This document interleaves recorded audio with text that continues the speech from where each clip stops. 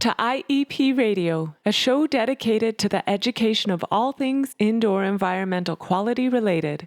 And now here's your host, Michael Schrantz. Welcome to IEP Radio. This is episode 34.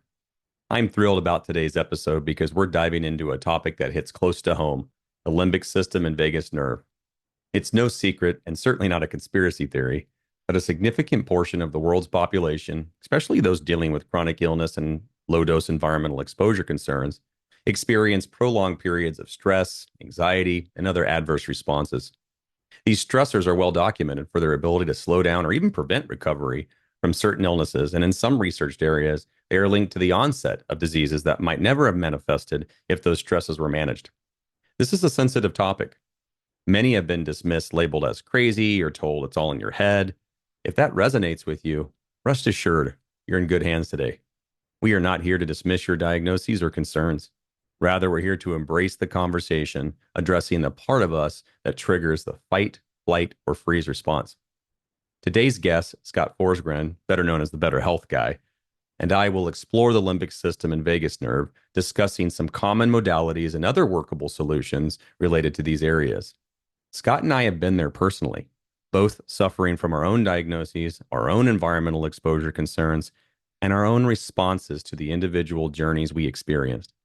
We want to shed light on all of it and bring to your attention something that could change your life for the better. If you've ever wondered how much of your health and recovery is influenced by your limbic system, settle in, relax, and let your serotonin levels rise as you join us in today's discussion. It might not be as simple as mind over matter, but it certainly involves mind and matter. Welcome to the show, Scott. Hey, Mike, thanks so much. I am so excited about today's conversation. I know that you and I have been tossing back a few emails to each other over the last few months, and this topic that we're bringing up today regarding the limbic system, a little bit about what the vagus nerve is so incredibly on the top of my priority list. Going back years ago, even before my own chronic illness journey, I was interviewing people like Annie Hopper and Ashtok Gupta to learn about some of these things because I started seeing a pattern with people who were struggling with their recovery, and where there was a moment of pause was we couldn't blame it on the house anymore, or we were saying, could there be something else that was preventing them? Could it be a treatment modality that could be improved? And time again, one of the things that I've seen is this issue of people's responses and how maybe that stress to their body can have adverse effects. And one of the reasons why you're on IEP Radio today is because I trust you as a source. We know that you are the host of Better Health Guy, and I've always looked up to you for your integrity, sense of non-bias in that respect. And I also happen to know that you've had some previous conversations with a lot of the professionals that are out there that offer some of these programs that help people address that. For those of you who are not familiar, would you mind introducing yourself, telling us a little bit about your background and your connection to both the environmental concerns and to your interest regarding the limbic system? You bet. I'll be brief for this conversation, but if people want the long version, they can find that on the interviews on my website as well. So my name is Scott Forsgren. I'm a blogger, podcaster, also a health coach, and I share my 27-year health journey on betterhealthguy.com. And that journey really started many years ago after a tick bite in Northern California. Took 8 years to get diagnosed ultimately with chronic Lyme disease. I had diagnoses of chronic fatigue syndrome, which we'll touch on in this conversation, fibromyalgia as well. MS was suggested, though never confirmed. So went for about 8 years, finally got diagnosed in 2005 with Lyme, and then very quickly found Richie Shoemaker's book, Mold Warriors, which I think came out very late 2005. And so it was kind of this 2006-07 timeframe that I was starting to discover that mold and mycotoxins were another key factor in my health challenges as well. Ultimately moved very quickly once I was able to confirm that. So I've dealt with both chronic Lyme disease and mold illness, or chronic inflammatory response syndrome. We know that there's more than just mold that is in play in that condition. And then the limbic system work really emerged for me around 6 years ago. And I went to Annie Hopper's in-person retreat on DNRS with a medical doctor that I was collaborating with at the time. And so really learned a lot about the program over, I think, a 4-day getaway kind of at a spa. I mean, it was a great experience. They had private chef and all of this kind of stuff. But I then did DNRS religiously for at least an hour a day for 7 months. And I did find it personally to be very, very helpful. Subsequently, I learned about the Gupta program. And I have to say, I probably maybe even knew about the Gupta program before DNRS, but it kind of was more of a UK thing early on. And then over time, it's become better known in the US as well. And the work with that program and Ashok Gupta, I think, is also incredible. And then more recently, really just this year, I've started to learn more about Primal Trust, which is another great program from Dr. Kat King, and am doing that program myself now just to get a sense for what some of the differences are. And so I would say time and time again, I was really impressed with the progress that people would make when they started to incorporate these tools into their lives. Unfortunately, I found that it took a lot of convincing, that if I told 10 people about them, maybe one was willing to make the commitment to do them. And I would say if there was any one single tool that's been consistently helpful for people in this realm, from what I've observed, both personally and with clients, the limbic system retraining is that tool. Is it going to work for everyone? No. But does it consistently lead to significant, tangible, needle moving progress? I would say for many people that it does. And so just to kind of set the stage for our conversation, I'm not a deep expert on the limbic system retraining modalities. I'm not a limbic system coach. This really is from my personal use of DNRS and now learning about Primal Trust, and then working with clients that have done these things with great results as well. So from my perspective, it's really more personally experiential in using limbic system retraining, but also more observational over the past 6 or 7 years with clients, but also people that just follow my work and have shared their experiences as well. And then I'm curious from your perspective, and you touched on this a little bit, but before we jump in deeper, I would love to hear a little bit about why you think this topic is so important. I rarely hear indoor environmental professionals that make a living helping people find mold in their homes. It's rare to find them having an interest in limbic system retraining. So in the clients that you work with, how much from your perspective of their symptomatic presentation is biological from the exposure, mold, mycotoxins, maybe actinos, endotoxins, probably a whole nother emerging conversation, versus it kind of becomes more of a situation where symptoms are also being driven by the limbic system, by the nervous system, by anxiety, by a fear response. And you really, I would say, when you reached out to me to have this conversation, probably one of the last people that I would have expected to have an interest in limbic system retraining. And another reason why I have so much respect for you and your work. So why does limbic system retraining resonate so strongly with you?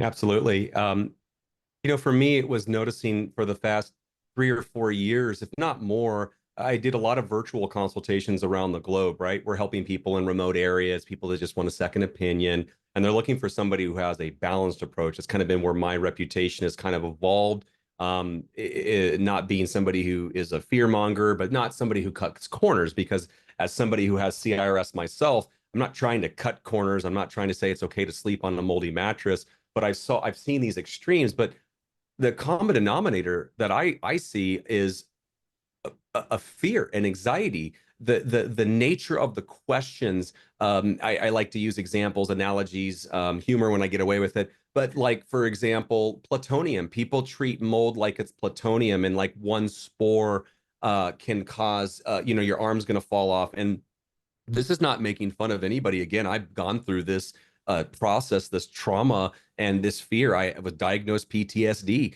and I know what it feels like. And what I realize is, what's wrong? Why is everybody so triggered? And don't get me wrong, if someone says to you, you have a headache, and you take some Advil and you get better the next day, and you never have a headache again, maybe that was just nothing really to worry about. When someone comes to you and they say that you have a chronic illness, or you have a genetic susceptibility, or you have a biotoxin, and then they show you all of this documentation, and when you read the documentation, it's got like carcinogenic effects, and it's enough to cripple somebody, then you start to realize that maybe what these individuals are experiencing is part of the issue. And that's not just the environment, not just a question of how well is their treatment being taken place, but are they in an environment that is warm, that is healing, that they feel safe in?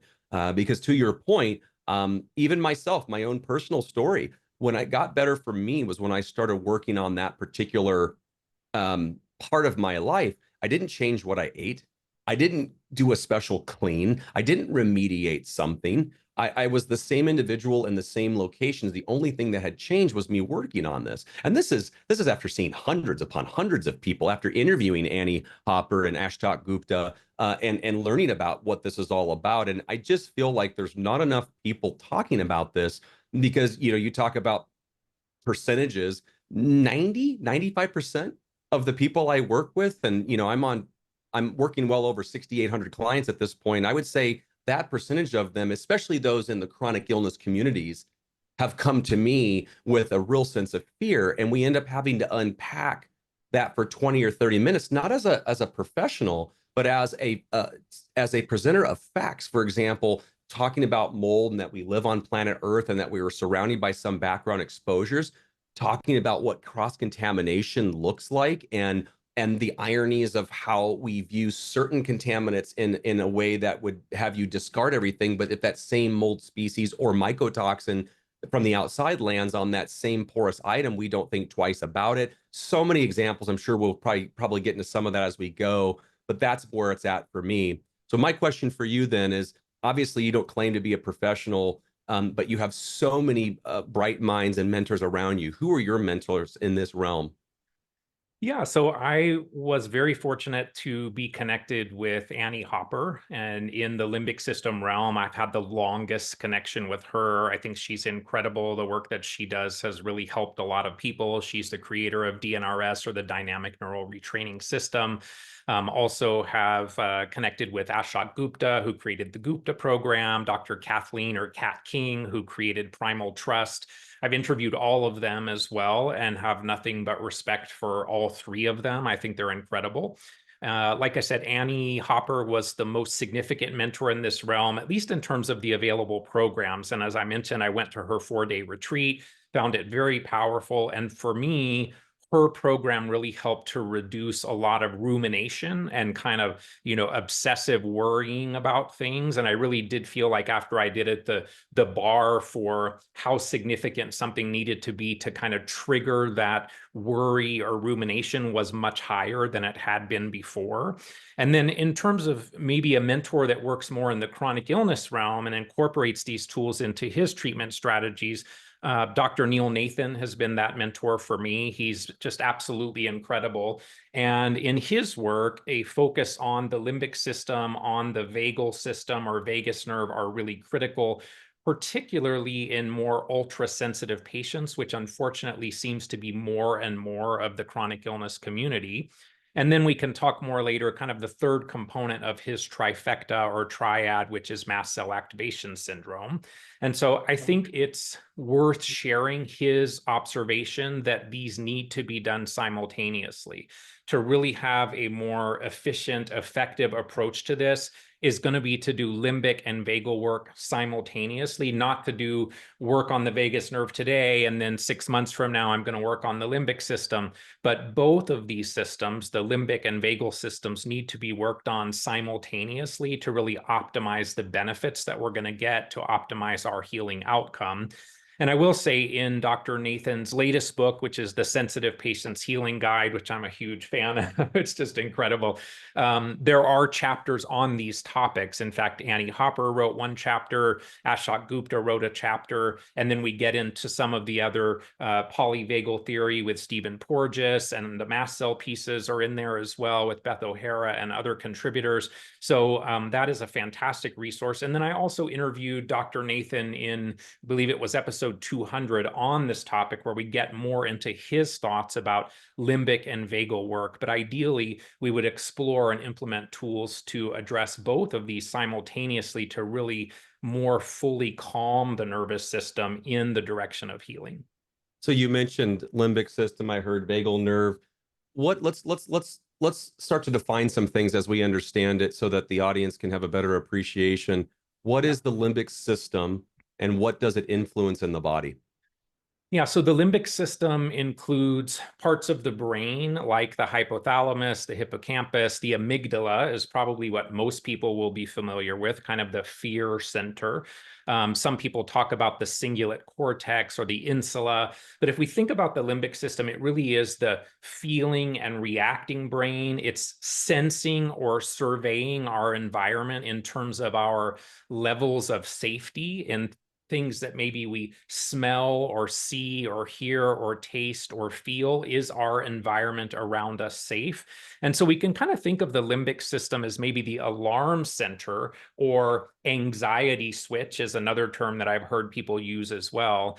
And the limbic system itself then kind of downstream impacts the immune system, our endocrine or hormonal system, the autonomic nervous system. And then the autonomic nervous system can influence things like blood pressure, heart rate, breathing and respiration, digestion. So it's fairly significant in terms of all of the body systems that the limbic system can influence.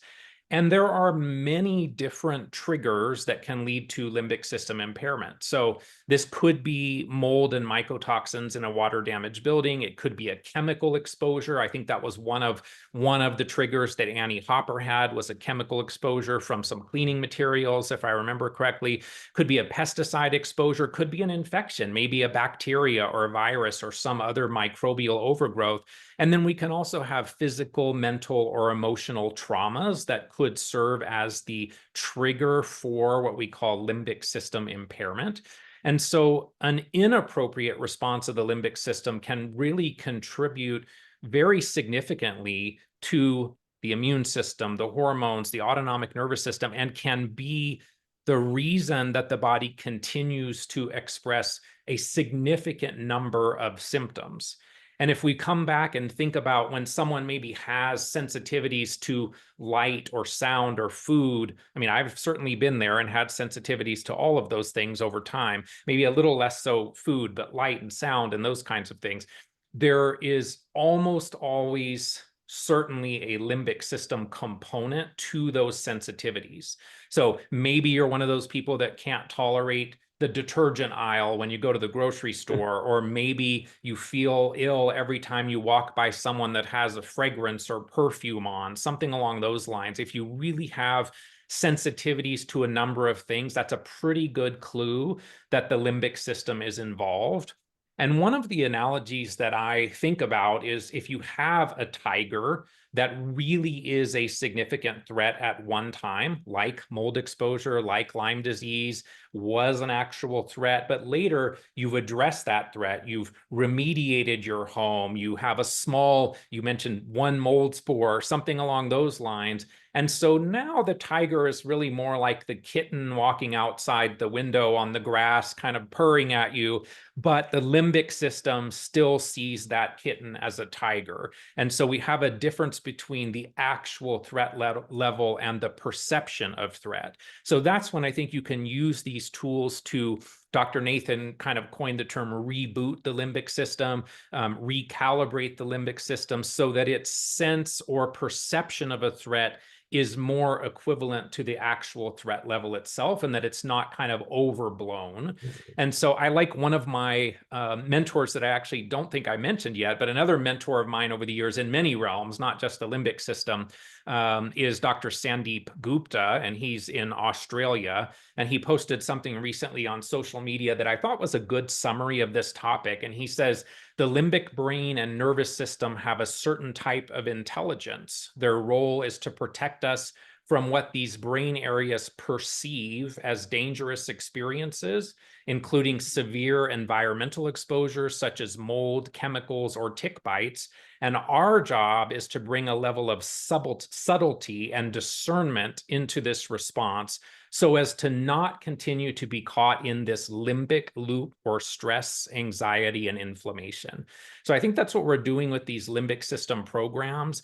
Healing really is not optimized when we're in a sympathetic dominant state. We cannot heal efficiently in a fight, flight, or freeze kind of state. We really have to calm the system, calm the limbic system, work with the vagus nerve, calm the autonomic nervous system to support rest, digest, detoxify, and heal. And it's actually interesting when we talk about toxicity, we can optimize our detoxification potential with bringing some of this calm to our limbic, vagal, and nervous system. So it's really profound work. You mentioned something earlier about the limbic system and how it has this profound effect on so many different parts of your body, in particular for me, the gut.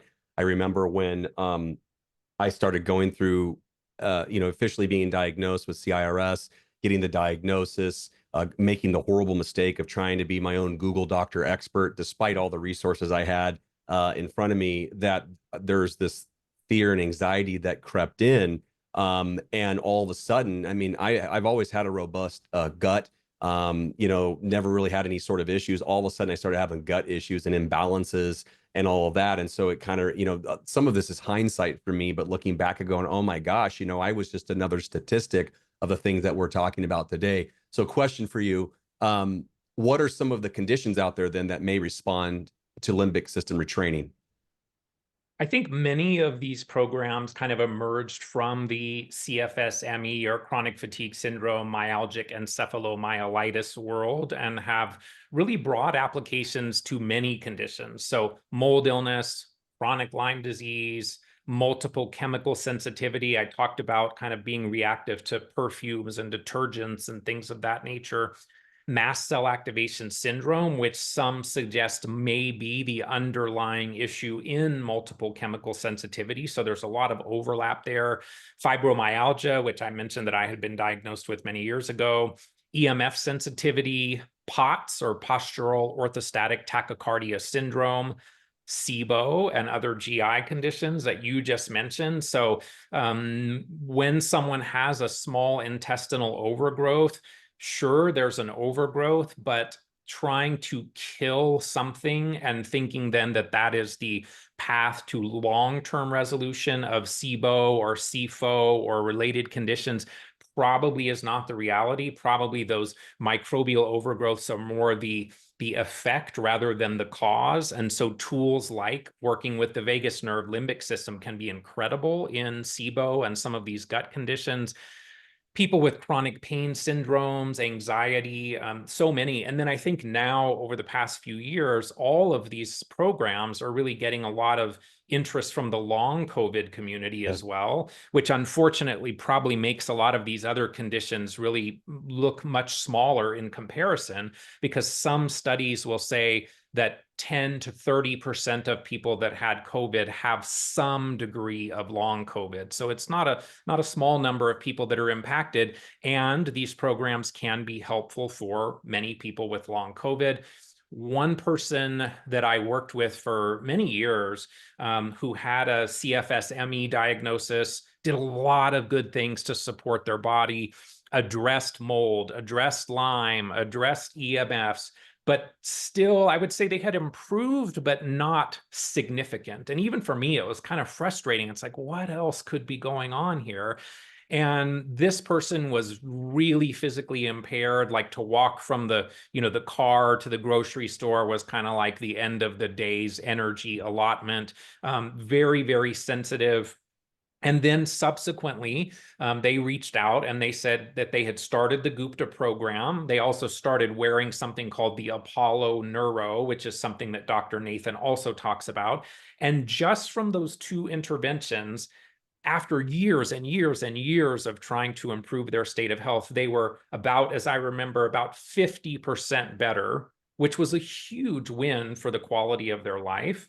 And so I think it's important too, and my observation is that most people that have these chronic conditions are type A personalities. So we're often also led to those big sledgehammers in terms of treatment interventions, like what's the biggest, most significant, most aggressive treatment that we can find. And I think what I've learned over the years and what many people learn over time is that sometimes the feathers, the lighter interventions, the gentle working with the body can be much more powerful than the sledgehammers. Absolutely. And the type A personality, boy, if that doesn't hit home, I don't know what does for me, having that myself. And working with a lot of people around the globe that have that sort of like, it's almost like a freight train that's lost its ability to slow down, and there's like all this weight, momentum, and half the battle is getting that individual to have a real opportunity to look and reflect and go, maybe I'm part of, not necessarily as a, I don't mean this in any sort of negative way, but am I getting in my own way? Am I part of the problem? And I've seen a number of people that we've talked to, again, not in a official capacity, but just like, I wonder if you might want to bring this up with your primary or your functional clinician and whatnot. And they come back a few months later and go, oh my gosh, I'm 40, 50% better just because I slowed down. I realized that I was just go, go, go, worry, worry, worry. And I was just constantly in a state of stress. I was constantly in a state of like survival, and I didn't have time to slow down. It's like we've lost the art of even doing basic modalities, which we'll talk about more, such as just basic breathing exercises. So, okay, so question, how many people do you think are dealing with limbic system impairment? That is a good question. I don't know that we really have an answer, but I would say I used to think of it in the mold and chronic Lyme realm as kind of more binary. Either you had it or you didn't. But I would say that since the start of the pandemic, that COVID itself, the isolation, I think I really see it now as more of a limbic system impairment spectrum. Yeah. And I don't know if somebody's termed it that way or not. I suspect they have at this point, because I think we all have some degree of limbic system impairment living in this world that looks nothing like the world we lived in 5 years ago. So I think there are those people that maybe constitutionally, maybe they don't experience the symptoms like some of us do. Maybe they just don't pay as much attention to their body. But I would say that some people probably aren't as significantly impacted by their limbic system impairment. But for someone that does have a chronic health challenge, particularly when we're talking about mold illness or SIRS or chronic Lyme disease, I would suggest that the vast majority are somewhere on this limbic and vagal spectrum and would benefit from work in this realm. Is that universally true? No, there could be other things that people need to do. We'll talk more later. This is not a replacement for other modalities for working with your doctor. I'm not suggesting that at all. But is it, I guess what just popped into my mind is the term the great synergizer. And I think that's what it is. It potentizes and synergizes a lot of the other things that we're doing to make them either work or be tolerated or be more effective than they were previously. Word of the week is potentizes, which is actually such a good way to say it. That synergy that you get, which is exactly what I feel I went through personally. We talk about safety. For example, in my world, when the word safe comes up, it's usually in the way of, is my building contaminated? Am I going to be safe? Will I heal? And it's a whole other topic in of itself. But we know that safety has more than one definition. From your vantage point, what is the role of safety in healing?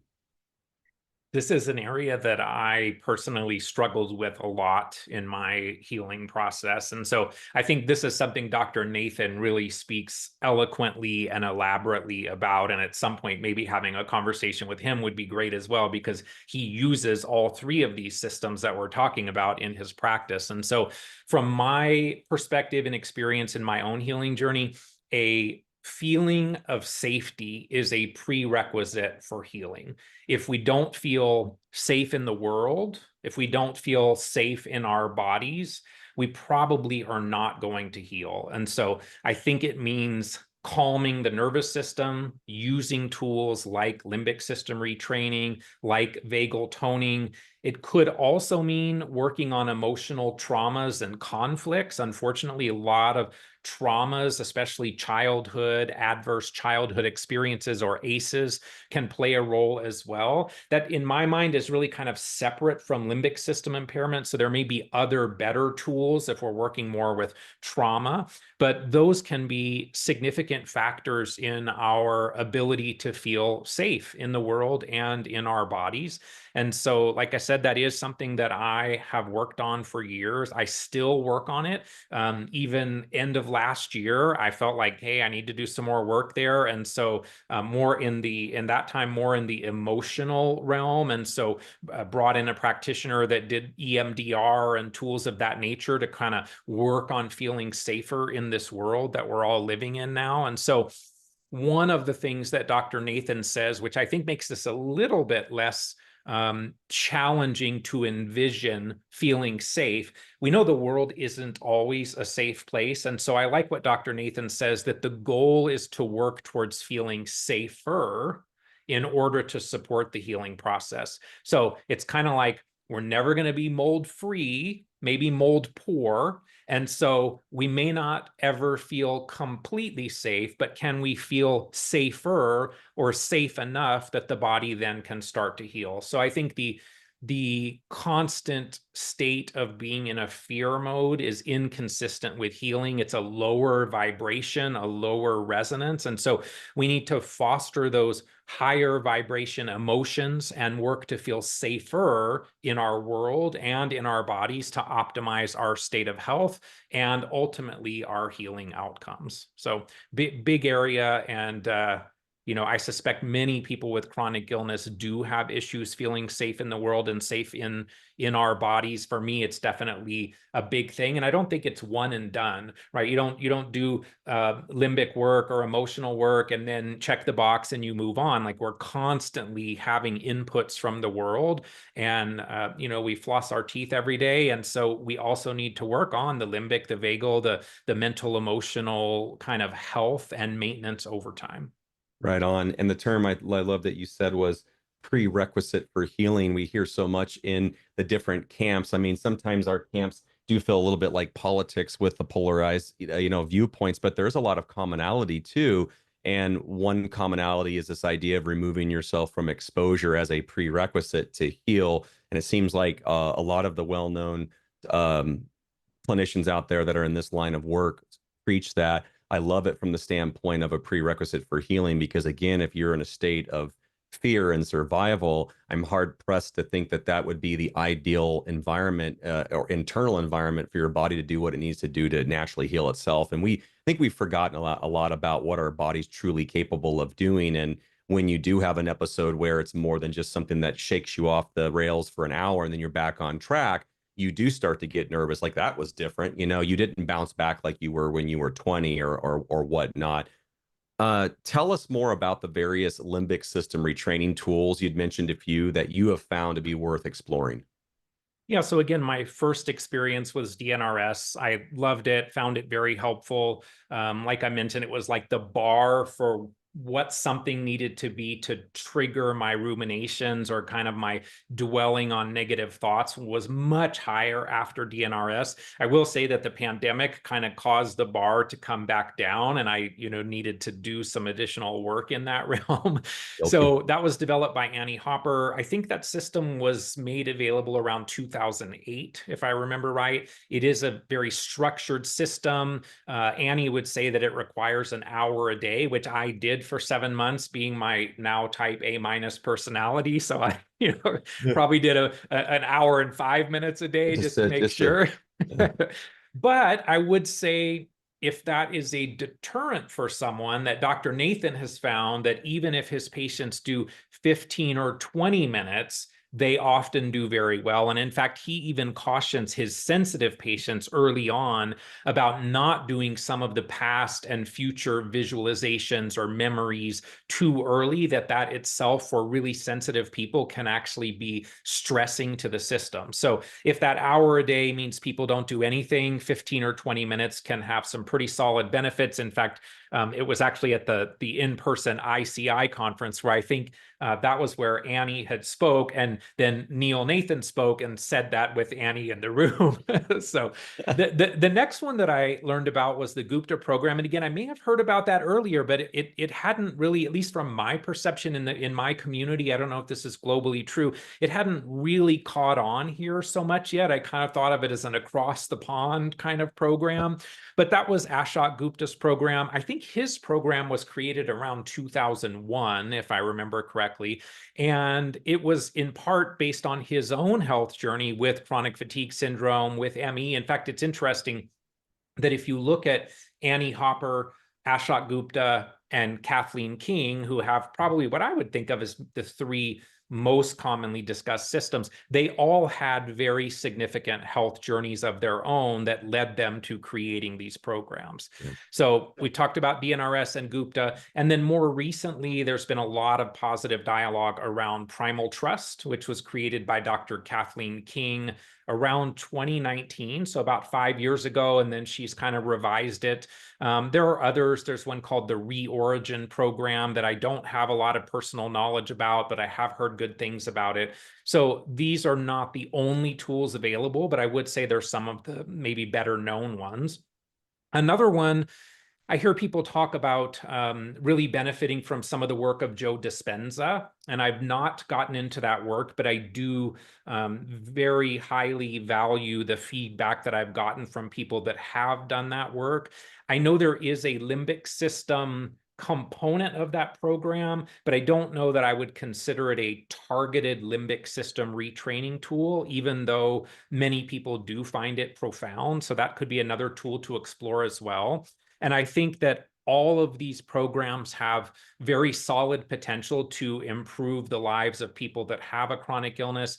To me, it's not so much a matter of which one, but more picking one and then doing it. In fact, someone just asked me earlier today, which of the three programs, DNRS, Gupta, and Primal Trust, is my favorite? And my response was the one that you do. Yeah, right? right. I'm not going to select one because I know people that have benefited from all of them. It does take work. It does take commitment. I think it's an investment in ourself and in our health, and the payoff is often really significant.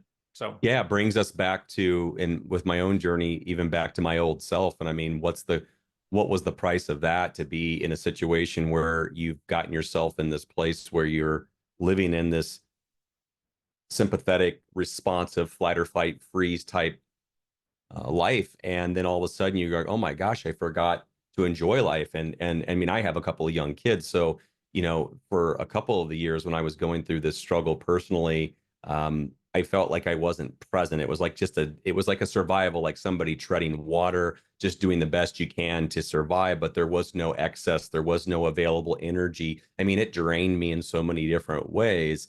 The Joe Dispenza reference was great too. I do agree with your assessment too. I have a couple of his audio books, and I've done he's such a character, and if you listen to his work, you have to, you don't show your disgruntled husband or spouse who thinks you're crazy. If any of you listening have that sort of thing going right now, you don't drop Joe Dispenza on day one. But I resonated with a lot. But that brings up the next question, because there's a lot out there. I mean, I'm not saying there's 20 or 30 different modalities here, but there is more than one. And you touched on it a little bit. How does someone choose which limbic system retraining tool to use? Try them all. What are your thoughts on that? Yeah, I think it's personal preference as to which program resonates or speaks to someone. And you were actually really close, because I read recently on one site, they listed 27 similar programs. So 20 to 30, yeah. you were like right on. So I would say the more common ones that I hear of are DNRS, Gupta, and Primal Trust. No disrespect to the others, because there certainly are other tools that are very helpful. I would say one suggestion, I have interviewed all three of the creators of those programs, so people can, Google and find those interviews, listen to each one, see who you resonate with, which person resonates with you the most. It might be something about the system, might be something about the creator or the person that may resonate with you. It might be something about their story, which is kind of ironic, because really part of these programs is getting out of your story. Like being stuck in your story is part of the problem. But you may resonate with their experience and what got them to create this system. So I would say look at each one of them, primarily the three. I don't think you have to look at all 27 to be able to make a decision. And then to not be too paralyzed by trying to determine which one is perfect for you and never doing any of them. I think if people commit to the programs, the vast majority of people, in my experience, have real notable, tangible benefits from doing the work. Now, do you have to be somewhat bought into the program to benefit? I think I asked Dr. Kathleen King this question in the podcast we did. I would say if you're going to approach it with a negative perspective and like, oh, I have to go do this program or whatever, like, maybe it's not going to give you the optimal outcome. So hopefully you're getting into this work because you do have some belief that it could be helpful. But I think in my experience, these programs have become so powerful. And in fact, I was really surprised recently to connect with a functional integrative medicine doctor that requires new patients do one of these programs for 6 weeks before they will even see them for a first appointment. And I suspect, I mean, we'll see, but I suspect that that practitioner will have really great results with their protocols because the foundation of nervous system, limbic system, vagal regulation is in place to kind of really optimize all of the other things they're going to do. So seeing practitioners now require some work in this realm, that's a big shift from what I saw when I first started learning about these programs several years ago. That's a great suggestion you made. I'm pulling up your website real quick, betterhealthguy.com. There's a lot of different options out there. We're talking about 3 of the big ones right now. That's a great suggestion. For those of you watching or listening, go to betterhealthguy.com, scroll down, you'll find out the episodes of which we're talking about. You can kind of get just a teaser of what may be a better fit for you, because it's going to boil down to what resonates with you, because it's going to be a commitment. It's not like a 5-minute thing every day, but it's definitely worth it. So thank you for that. Speaking of other, I guess the word for me today is modalities. I've been using that one a lot recently. Is this topic about like meditation and yoga? I mean, I definitely did some meditation. I did many of breathing exercises, many a meditation. Yes, guilty. I do have the Calm app on my phone. Do you think that these can help the limbic system, Scott? Yeah. And since you just brought that up, I'll just mention, if people are, I'm sure they're going to say, well, which ones? So DNRS was episode 42, Gupta was 133, and Primal Trust was 201. Yeah, thank you for that. It's an interesting question, and I think there will be some people that disagree. I've had some online discussions about this topic where people had a different opinion. And again, not being a deep expert in this realm, though I do have some personal and observational experience, but I would say that what I've learned from other mentors is that things like meditation, yoga, that those can be great tools for calming the nervous system, but they're probably not directly addressing the limbic system and that hypervigilance that's taking place. So can they get us to be calmer and more parasympathetic? Absolutely. Are they limbic system impairment or retraining tools? Not so much from my perspective. And so I know people are going to disagree with that. That's okay.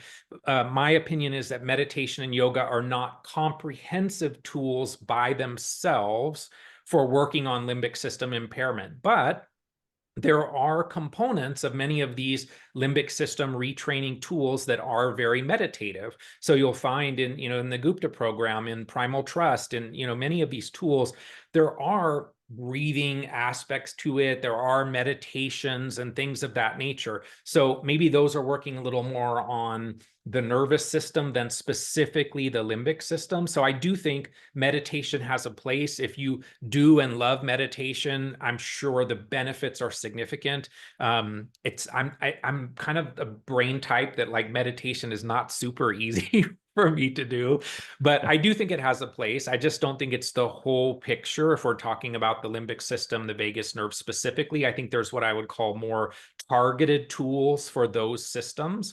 And so while meditation or yoga or whatever may be a wonderful tool, it just may not be the most optimal tool if your core issue is limbic and vagal. But again, do it. And like I said, many of these programs do incorporate some of those modalities into their whole program. Scott, it's simple. You just inhale and think about one point in your body, and exhale, continue to think about the same point. Just do that for 10 or 15 minutes and not have that type A personality get in the way. I think I've made it about 30 seconds before my mind starts wandering. Yeah. Okay, so then let me change the angle a little bit. there's a lot of misconceptions out there. What are some of those misconceptions that you see about limbic retraining? Yeah, I would say misconceptions and resistance maybe is Yeah, the okay, other that word that yes. comes to mind. Add that, please. So, the first one is that is a misconception. I'm not saying you can do this. The first one that's a misconception from my perspective is that you can live in your moldy house with ongoing mold and mycotoxin exposure and just do one of these programs and expect to get well. I do not believe that's the case. Right. It is not a get out of jail free card. It is not a bypass. And some of these programs are very clear, in fact, all of them to my knowledge, but they talk about being built on a platform of environmental awareness. So if you're living in a house that has significant mold, yes, if we're overreacting and hypervigilant to a small amount of mold, then that's a different situation. If it's a big issue, we still need to address it. The tiger's a tiger. Let's remediate, let's move, let's do whatever we need to do. I think you still will get some benefit from doing these programs while you're working through that process. But if we're more in the overreacting, hypervigilant, small amount of mold, that's a different situation. So then, maybe we can reboot and recalibrate the limbic system so that we're not seeing the kitten as the tiger, essentially. I think that these programs don't solve everything, but they position the body in the direction of healing. And I think a lot of times people perceive that those people that are really finding these programs helpful are maybe suggesting that you can ignore the external environment. And I do think that is a significant misconception. You cannot ignore the external environment and expect to become fully well. And I do touch on that. I know I had this conversation in the interview with Dr. Kathleen King. I've had conversations separately with Annie Hopper as well. And I don't think any of them would say, yeah, just live in your mold and do my program. And I mean, that's not the angle that they're coming from. Yeah, So thank you for bringing that up. you may make some progress that then allows you more energy, more capacity to organize, more possibility to then do the harder work of remediating or moving, which, as you know, Mike, in 2023 and 2024, I think I had 12 water intrusions in my home. And so I know it is not an easy process. I've been through it far too many times. So doing these programs, I think, alone is not going to lead people to wellness. But if they're not in a toxic environment, definitely can kind of help with that recalibration. And if they are, then having that additional energy, a calmer nervous system can help them to better not be so overwhelmed by the next steps that they may need to take in their external environment. So, I think really, I mean, this is your area. So what are your thoughts and observations? I mean, do you find that people's fear is at times out of proportion to their reality? I know Dr. Klinghardt, as I mentioned, he kind of rejects the words mold free because he says it's unrealistic and says we really mold poor is maybe more realistic. So what is a realistic goal for the external environment? Yeah, to your first question, yes, I see many people again through my eyes that are out of proportion. That their response, their fear, the anxiety, the worry, that's a big one with what's going on, and a lot of it's just not being grounded to what's normal.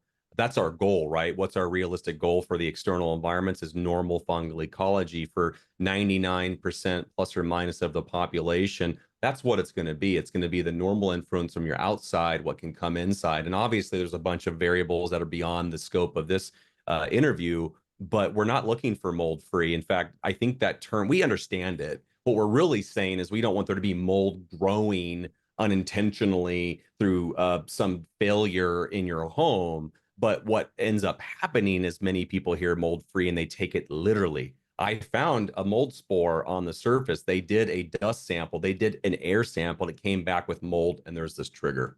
Yeah, absolutely. So I would say the next misconception is that people maybe perceive that considering a limbic system retraining tool is suggesting that the problem is all in their head. Oh, And so yeah. many of us, myself included, I mean, I've been to 300 practitioners over the years, probably, realistically, not exaggerating. I think that we've all been invalidated by the medical profession. I had a stack of referral business cards to various psychiatric groups and whatnot. We've been gaslit by the people that we sought help from, that we hopefully thought we would have a safe experience or safe interaction with. We've been told that our illness is all mental, emotional. So I think in some cases, when we talk about these tools, it kind of brings us back to it's all in your head and to that trauma that we've experienced. Like, what do you mean that, it's not just the infection and the toxicity, that it's not just physical? But I would say that it can be, at least in part, in our head, but that doesn't mean that it's in our mind. It can be in our brain. We're talking about the amygdala, the limbic system. Yes, that's part of the brain. So we can still have this issue in the brain, but it doesn't mean that it crosses over into the mind, into the mental, emotional realm.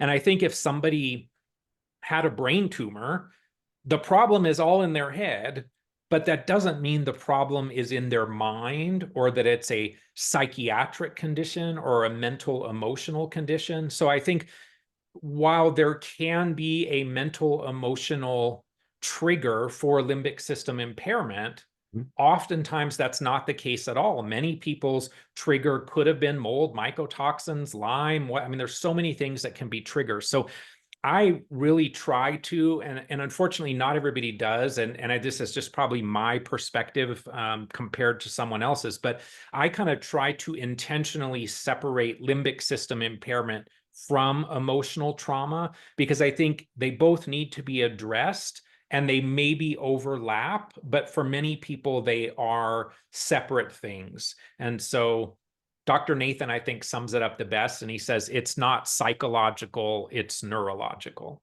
Yeah, well said. So it begs the question then, when do we start this training? I mean, is there a right time? Someone starts their journey from the day they knew they were being exposed. Is it a trigger? What is it through your eyes as is the right time to start this retraining? That is a really good question. And my thoughts have changed. So Dr. Nathan really has shifted my thought process in the last maybe year or two. I used to feel like if you still had a mold issue, you should address the issue, you should address your tiger, you should move, you should remediate, you should treat your Lyme and co-infections.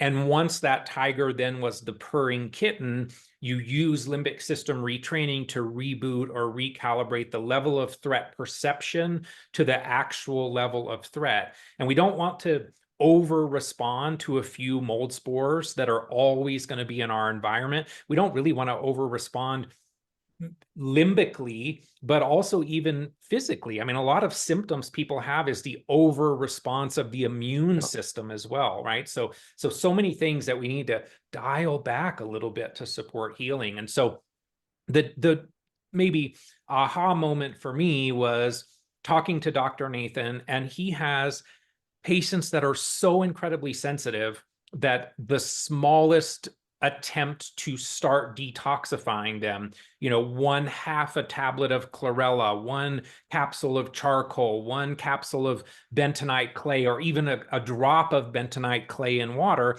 sometimes they can't tolerate those things. So the limbic system retraining, working with the vagus nerve, working with the nervous system, can open the door to creating a larger toolbox of tolerated intervention so that they're not so reactive. So there can be a place at the very beginning to do this work. In fact, I kind of have, and I've talked in other interviews about my, kind of 11-step model. And I think in the next revision at Dr. Nathan's enlightenment, I think I'm going to be moving this, much, much higher up in that process. And I think it's really worth noting that the limbic system retraining, it's not a replacement for medical treatment. We still need to do a lot of these other things, but that medical treatment may not only be better tolerated, but the results that you get from a treatment combined with a regulated nervous system, that great synergizer or potentizer that we talked about earlier, can be really dramatic. And so I think maybe one of the hesitations that some people have is that if they start doing this work, this question comes up a lot. Well, if I am still living in my moldy environment, does that mean it's going to cause a problem? And that now you're telling your body that mold is not a bad thing. And I think it's a very good question. And while I had a sense or understanding of the answer, I did have a conversation with Dr. Nathan, and he said that he's used these systems now with thousands of patients for many years, primarily working with people with mold and, Bartonella and Lyme and those things. And he's not seen that be a concern, that you can start limbic system retraining, even if you still have some exposure. Talked about that also in the interview with Dr. Kat King. So I do know that there are people that are very highly reactive to their environment when it was not a significant level of exposure, and they could still either had a symptom. Maybe they would say, oh my gosh, I get a headache when I'm in this environment, or my vision gets blurry, or, maybe they could smell or sense the mold or soup of SIRS biotoxins, maybe more appropriately. Yes. And that after they started working on the limbic system, they didn't have those senses anymore. They didn't have those symptoms. They didn't have that ability to walk into an environment and say, oh my gosh, this is really bad. So they didn't really have that hypervigilance. And some people might say, well, that's kind of concerning if I can't tell so that I can leave the environment. But those people also were much further along in their healing process. So I think the short answer is that I'm shifting to the understanding that having a regulated nervous system, limbic system, and vagus nerve is always, there could always be exceptions, but almost always going to be supportive in the direction of healing. Yeah, which makes a lot of sense. In fact, time we get done talking, I think most of the audience members would think, gosh, I don't even know if I have an issue or not, but it seems like it would be a really good recalibration tool, almost like a detox thing for the gut and just resetting the system because of what it can do to you, because you may not know exactly where you're at in that journey. You might realize that you are being a bit reactive. This next question I have reminds me of kind of like the old commercials way back when there was like 8-minute abs and there's 7-minute abs, and now we got 6-minute abs. Everyone wants results, right? We want results now, but I imagine it's different. So the question I have for you is, do some people seem to see faster results with these programs than other folks? Yeah, so I would say my observation has been that those people that are more reactive to start with see the results sooner. Doesn't mean that those people who aren't reactive to many environmental things aren't going to have results. I think they do get benefits. It may take a little longer to perceive them. So if I'm sensitive to food, to smells, I can't go to the detergent aisle. I walk by somebody with perfume and get an instant headache. I'm, the people that are wearing sunglasses inside, they're light sensitive. Yep. The people with hyperacusis or sound sensitivity, people that are sensitive and someone even touching their skin feels uncomfortable, EMF sensitivity. I think those are clues that the nervous system, the limbic system, is hypervigilant, and that they likely will benefit from some work in this realm. But again, you don't have to have those kinds of symptoms to benefit. It just might take a little longer for you to observe that something has shifted. And it kind of is when I was at 5% health overall, it was easier for me to go, oh my gosh, that moved me from 5 to 25. Sure. But when I got to 94, it was a lot harder to tell when I got from 94 to 95, right? And so I think the more sensitivities people have, the more obvious the shifts are, but doesn't mean you have to have those to benefit from these kinds of programs. Right. Makes sense. The delta, the changes, the contract is easier to observe. You mentioned earlier about long COVID, and I'm sure there's some listeners out there that might be dealing with that. Is there a place for limbic system work in the long COVID realm?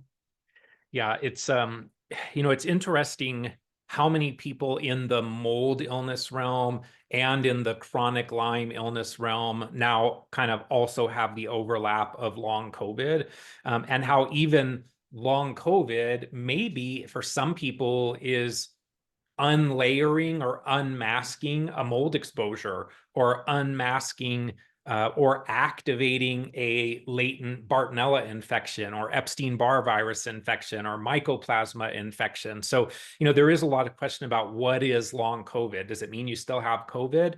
Maybe. Does it mean that it's now activated other things? Most likely.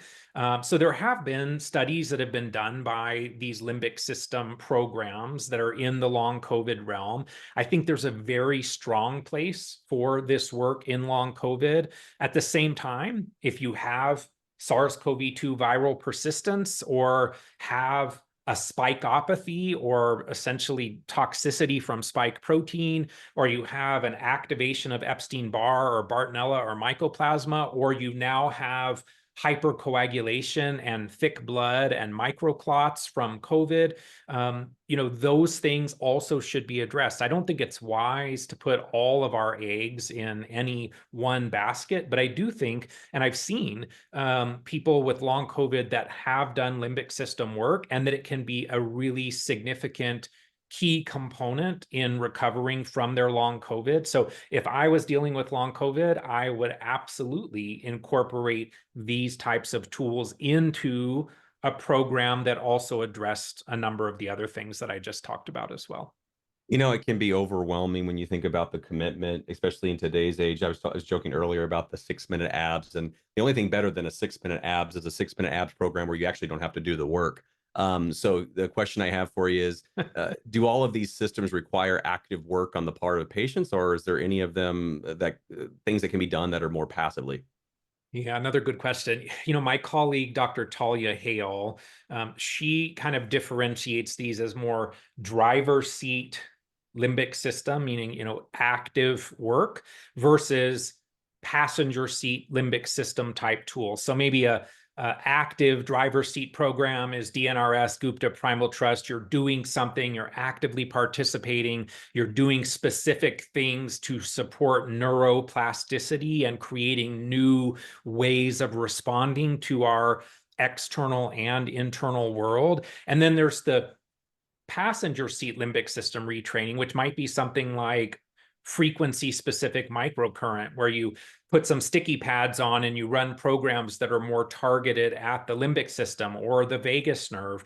It's kind of more like a microcurrent device. People probably have heard of TENS units, where you have a pad that you put on and there's a small current. Usually those are used a little more in the kind of pain realm, but frequency specific microcurrent, definitely a top tool for many reasons, not just limbic and vagal. But my observation and my feeling is that most people have to do some driver seat limbic system retraining. If we're talking about neuroplasticity, creating new response patterns, I don't think that can be fully done without some active or more participatory type interaction. There's other things that can be supportive. There's a product from a company called Cellcore called ME Support, which is their mental emotional support tool. I do think that helps some people that are also dealing with limbic system, even though, again, I would caution maybe separating mental, emotional, and limbic a little bit. So I think that's a tool. There's things like Calm 5 from Energetics. So other things we can incorporate to kind of help the system. But I think the passenger seat tools are more adjuncts to a driver seat program. I don't see them as a complete replacement for these driver seat programs. I think we do have to, take some active role in our healing process. First time that I started doing that active driving and noticed a change in just my general response was the second it was instantly worth it for me. It just goes back to that situation of, am I going to find something the first hour that I do something, or is it going to take a few weeks? And I think the answer is it just depends on the individual, but don't give up. Okay, so let's talk a moment about the vagus nerve, given your comments that this should be worked on simultaneously. Why is that important? How is it different from the limbic system? Yeah, so again, I think we could talk about the limbic system and then the vagus nerve. And that would have been what I would have done several years ago. But learning from people like Dr. Neil Nathan, Beth O'Hara, there's kind of this trifecta or triad that is the limbic system, the vagus nerve, and then the mast cell activation piece comes into the conversation as well. So there is going to be some overlap between the limbic system, the vagus nerve, which, those are different things, but they're both involved in hypervigilance, in overreaction, in a dysregulated nervous system. So to really calm the organism or the human, I think we need to work on both of those simultaneously, or all three technically, if we are talking about Dr. Nathan's work. So the vagus nerve is a bi-directional communication highway that connects the gut and the brain, so it goes both directions. It helps with the regulation of digestion, heart rate, respiratory rate, heart rate variability, lots of other functions in the body as well. It's part of the parasympathetic nervous system. And, kind of coming back to the SIBO conversation, I think a vagus nerve that is not working properly, maybe it's because of inflammation, maybe it's because of infection, maybe it's because of stress levels, that does play a big role in SIBO and other intestinal overgrowths. And supporting the vagus nerve really would be one of the first things I would think about if someone was dealing with something like SIBO. That microbial piece may be more, like I mentioned, more the result of something else upstream, like the vagus nerve, the nervous system, the migrating motor complex, bile flow, all of that. So we want to tonify or support the vagus nerve as another part of calming the nervous system to optimize the healing response. And it's also the case that messages are carried from the brain to the body through the vagus nerve, but also from the body to the brain. That's what I mentioned as kind of the bidirectional piece. And that also gets into, if you, to borrow the term from Primal Trust, kind of more somatic work where we're working in both directions. Like, do we want to attempt to heal as that frazzled cat, or do we want to be kind of the calm, cool, collected cat that's navigating the healing process, the healing journey? We really have to move out of that survival response, that cell danger response, and into a healing response to heal. And when we think about limbic and vagal, it's not a 1 + 1 is 2. It may be more like a 1 + 1 is 100. Again, another synergizer or potentizer to work on these two simultaneously. You mentioned survival response. Does that overlap into Bob Navio's cell danger response? And does that work play any role with CDR? Yeah, I kind of alluded to that just a second ago. I think the cell danger response can be triggered by so many different factors, but I think many of them also overlap with the triggering of the limbic system. So a lot of the things that we see that might trigger the CDR are also triggers for limbic system impairment. And when we think of mitochondria, they primarily are thought of as energy producers in the cell, that we, generate ATP and then we feel energized, all of that. But there is also in this cell danger response model kind of another feature of mitochondria that are also part of our safety sensing system. And when they sense danger, they release ATP that goes outside the cell, called eATP or extracellular ATP. And then we ultimately get stuck in one of these, CDR1, CDR2. Hopefully you move from CDR1 to 3 and kind of back to the health cycle. And maybe one way to think of this, or one way that I think of it, is kind of like somebody, living in Florida, having a hurricane, pulling down the hurricane shutters to protect their windows, hunkering down. The hurricane's gone, been gone for 3 days, been gone for 3 weeks, been gone for 3 years, but they never open the windows again, right? You never go outside because you're so afraid of what's out there. And so it ultimately becomes a situation where it's possible that the original insult is gone, and now the condition is the stuckness of that cell danger response. Well said. So it ultimately kind of becomes this cell danger response that's its own pathological process that keeps us unwell. And I had the opportunity, I think it was earlier this year, to be at a presentation with Dr. Naviau, Dr. Nathan, and some others, and ask the question if these types of systems could help to move someone through the cell danger response.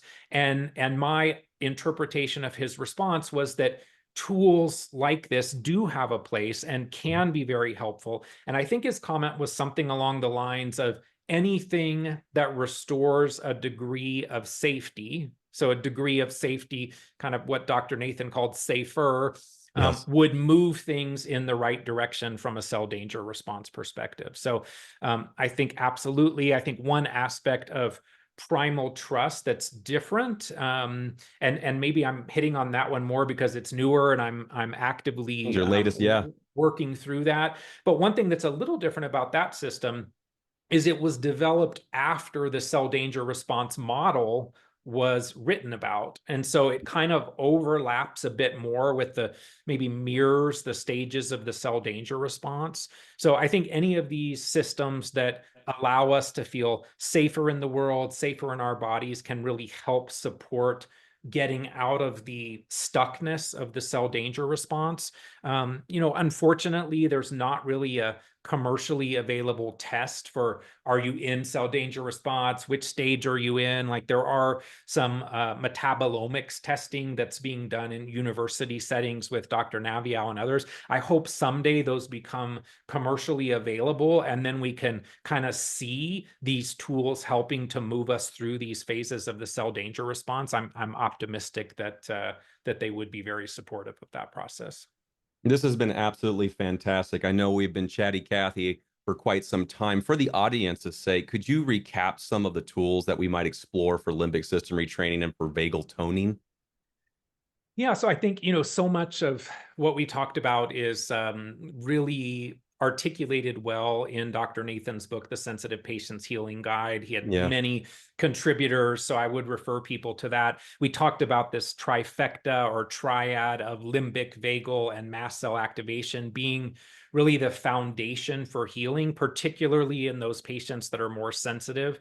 I really do highly recommend that people that are embarking on a limbic and vagal journey read the chapters in his book to get a better understanding. You could also listen to the interview I did with him on the book where we talk about some of that. And then if that resonates with you, I would say reading his book is really the next step. It's got chapters that go into limbic, vagal, mast cell activation. I would say for limbic system retraining, DNRS Gupta Primal Trust that we talked about, could be passenger seat tools like frequency-specific microcurrent as well. For the vagus nerve, it could be something as simple as gagging or gargling or humming, or there's lots of things you can do in that realm. I'm not sure that I've seen any one of those by itself be quite enough to support the vagus nerve, but you could layer those things together. Lots of people have had great results with some exercises that Stanley Rosenberg created. There's a book called Accessing the Healing Power of the Vagus Nerve. Takes minutes a day. In fact, where I got interested in those was at the time, this was several years ago now, Dr. Nathan was doing those exercises himself when he would wake up every morning. And so I was like, okay, I need to know more about that. Right. Stephen Porges, the polyvagal theory. He also has a program called Safe and Sound that he created. Again, frequency-specific microcurrent kind of overlaps in limbic and vagal. There's tools like Brain Tap, which is another tool headset that you wear that can help in this realm of kind of calming the nervous system. And then I think I mentioned earlier the Apollo. There's another one called the Nikki. There's a lot of devices now that can kind of help the body to self-regulate and kind of calm the nervous system. And then we can use things that we don't think about as much. Dr. Nathan talks about structural work like cranial sacral therapy. There's lots of systems of tapping. There's vagal nerve stimulators like the Pulsetto or the Nuvana or the Gamma Core.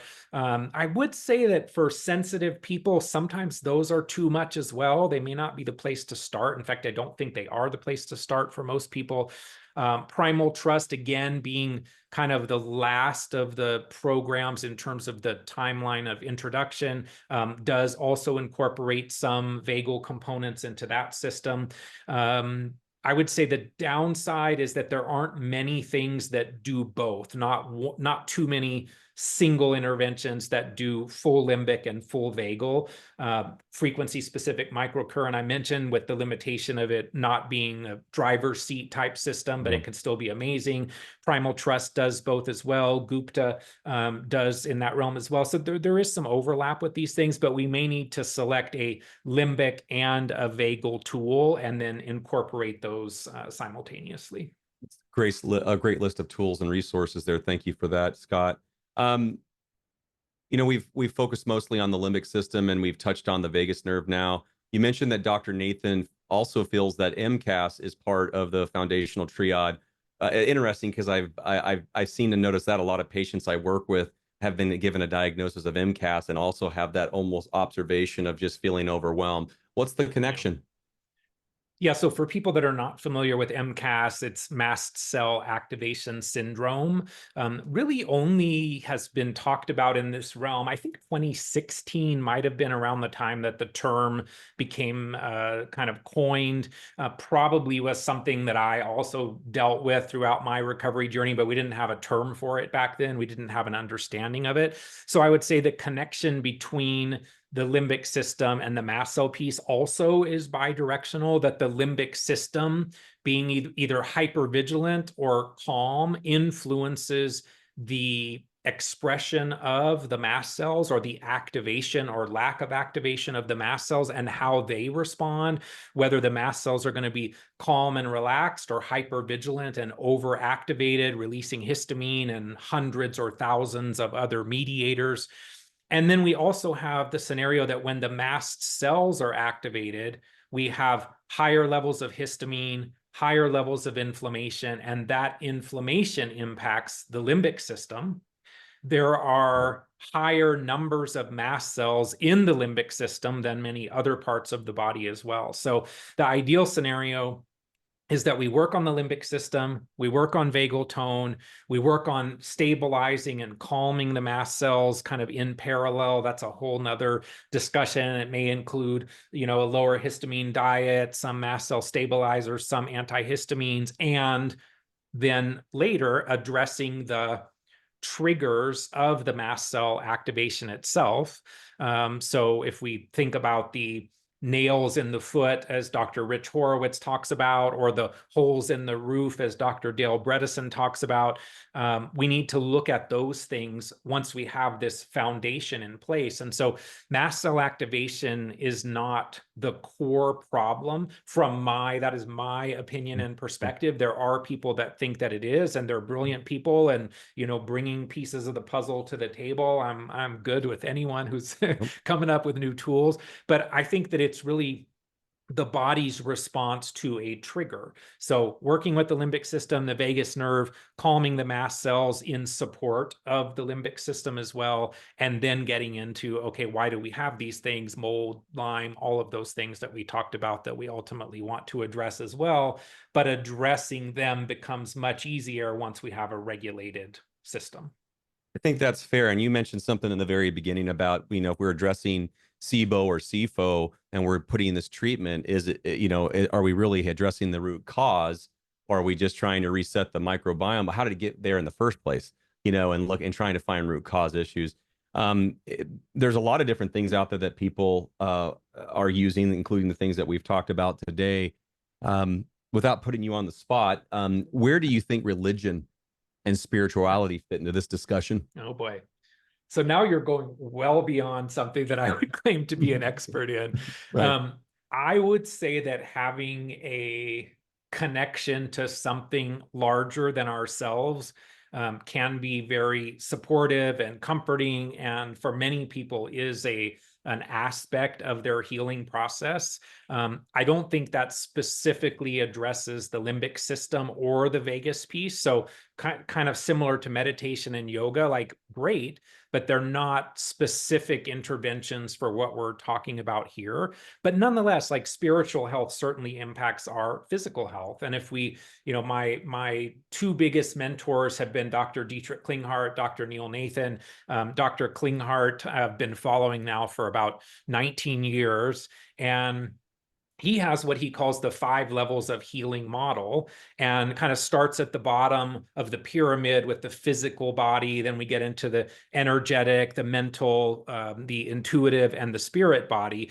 So the spirit body is at the very top of that pyramid and has a downward effect on everything below it, including the physical body. So it's a very personal kind of level. And I like how Dr. Klinghardt, rightfully, in my opinion, he says that if you find someone that knows how you should address the spiritual level, that you should run from that person.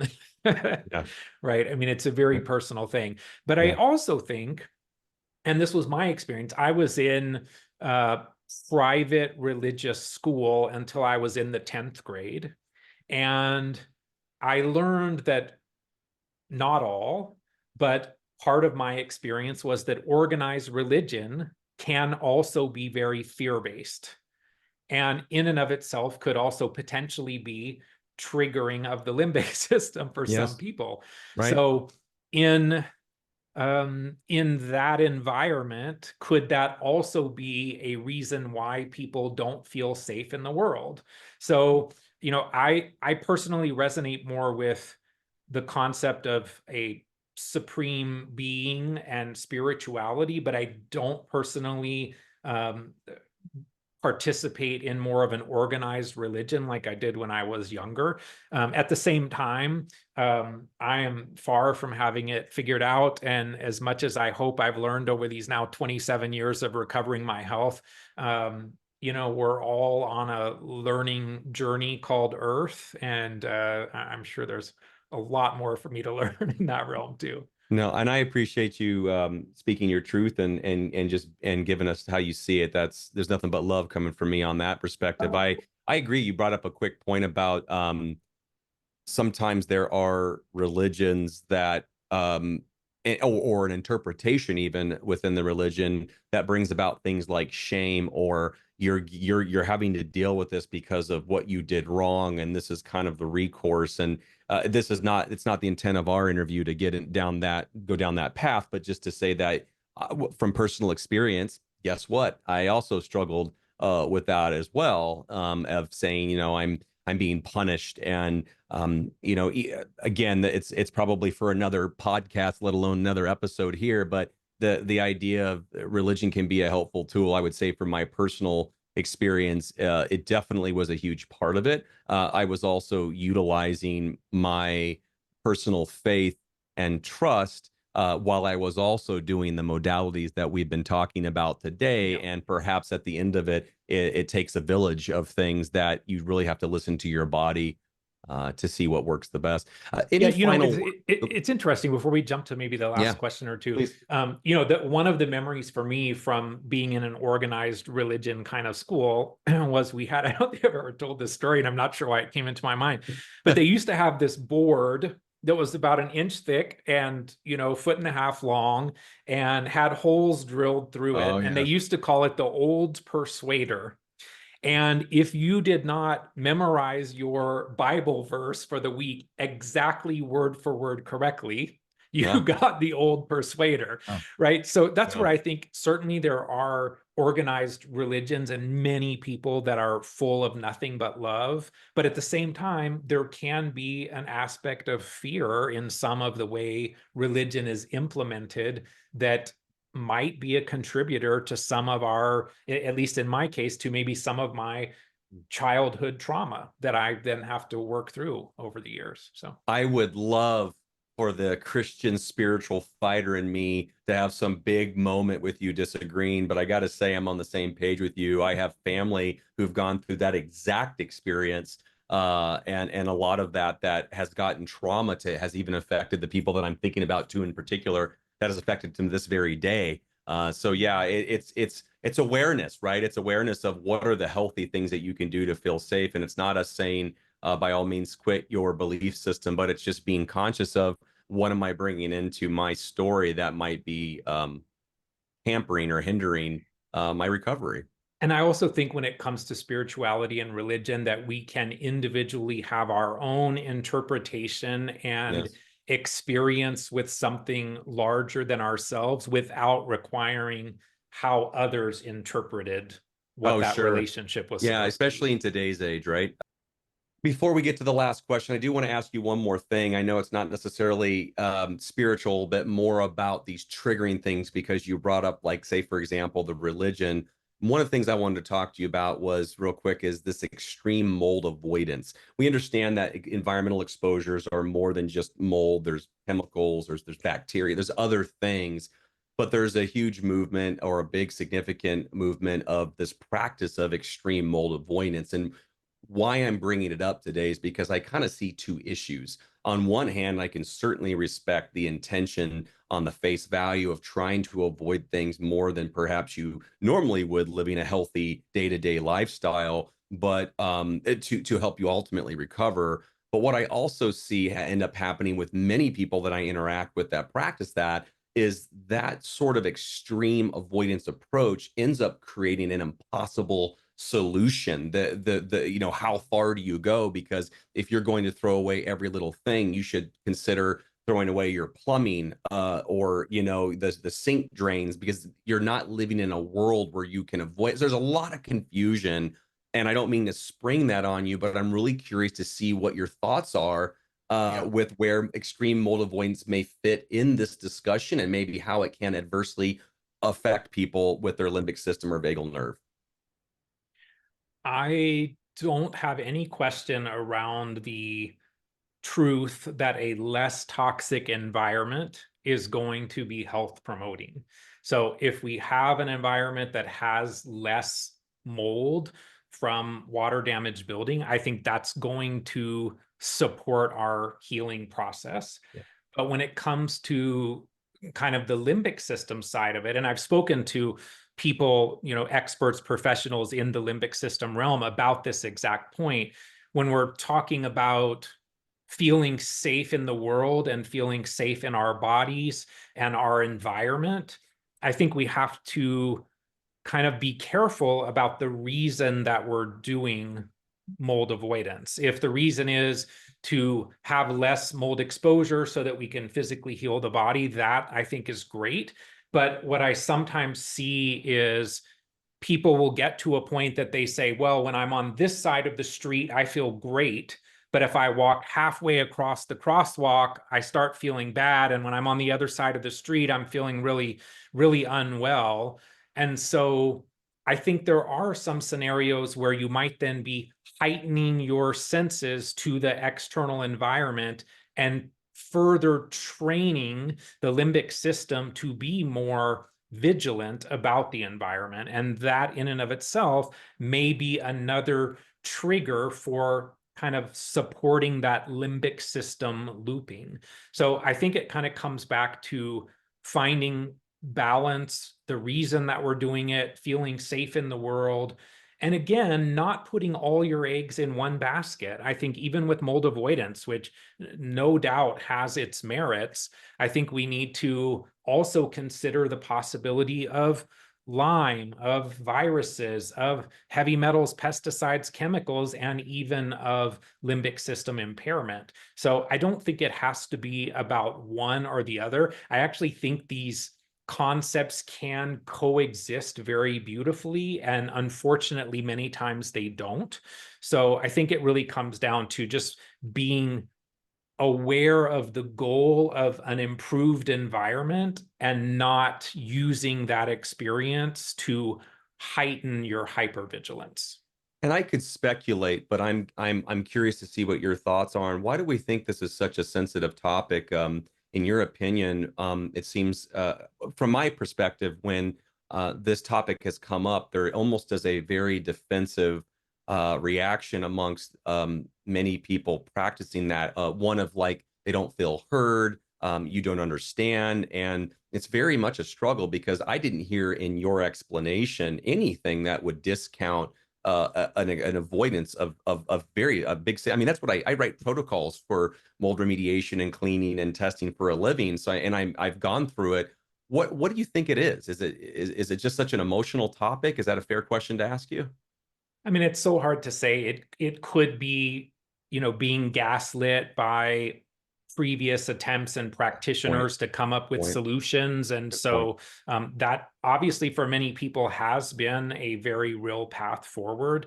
It's unfortunate. My observation has been that there hasn't, and this could be completely wrong, but it doesn't seem like there's been much of a place for limbic system conversation in that realm, that it kind of brings people back to the, oh, it's all in my head kind of discussion. Yeah. I think that, reduction of exposure, whether that's remediating, moving, whether that's, more extreme avoidance, are all things that are good. And I think that it can very much coexist with limbic system impairment, and coming back to the earlier term, be a great synergizer or potentizer. Hopefully over time that will become more the case. Well said. Thank you so much for hitting that topic. All right, well, fair enough. Any final words on limbic system retraining? I think these conditions, Lyme, mold, the long list we talked about earlier, I think it can be a long road. I think these conditions are difficult. My observation and experience has been that investing in limbic work, vagal work, the mast cell piece as well that we talked about to kind of synergize the other two, that it can have a very profound positive impact on our lives, that we have so many tools that have emerged in this realm that can be really powerful tools in our arsenal. And I think that we need to explore and implement tools in this realm so that we have all the tools we need to, again, maintain our limbic and vagal health over time. I mean, the last 4.5 years or so since the start of the pandemic, I think has been very triggering for many people, myself included. So having this toolbox to navigate our lifetimes and ongoing maintenance of our limbic system and nervous system, I think are becoming non-negotiables. We need to have those tools to be able to maintain our regulation in this world. And so I think the good news is that we have a lot of tools. We have a lot of great tools. We have probably the majority of the tools, or all of the tools that we need to do that.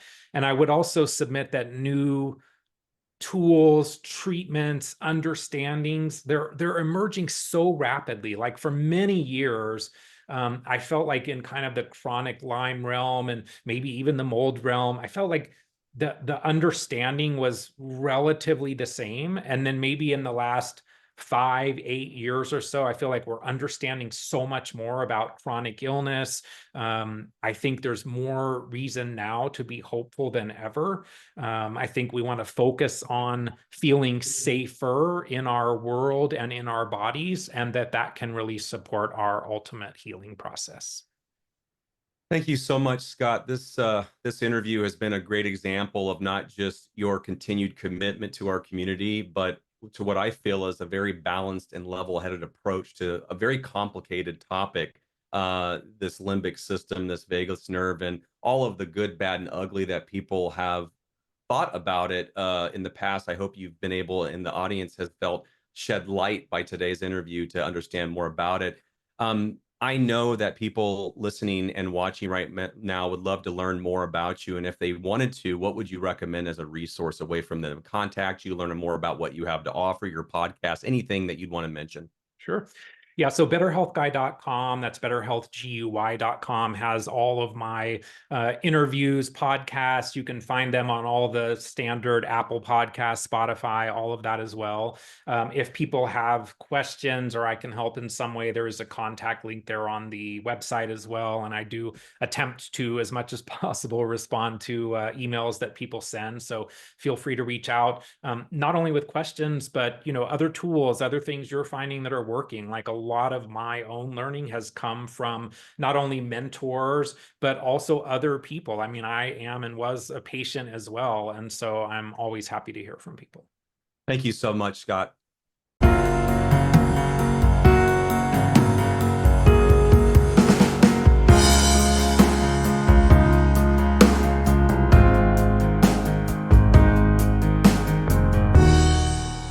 The content of this show is for informational purposes and represents the sole opinion of the host and its interviewees only. Any reliance on the information provided in this show is done at your own risk. Additional opinions and/or research may change our current view of the topics spoken in this show. We do our best to minimize any inaccuracies presented and make legitimate efforts to back all comments with our own field experience, independent literature, or studies that support the topics discussed. This information should not be used to make conclusive decisions regarding your health or exposure. Ultimately, all questions and/or concerns regarding your health should be addressed by a qualified physician. Additional exposure concerns and/or questions pertaining to the health of your home or building should be addressed by qualified and on-site professionals. Any and all products and services discussed in this show should not be construed as a recommendation, endorsement, or a guarantee that their use is appropriate for your situation. In short, we hope this information is of value to you, but please do not act upon it without actual and individual consultation and guidance by professionals who have taken the time and appropriate collection of data to assess your unique situation.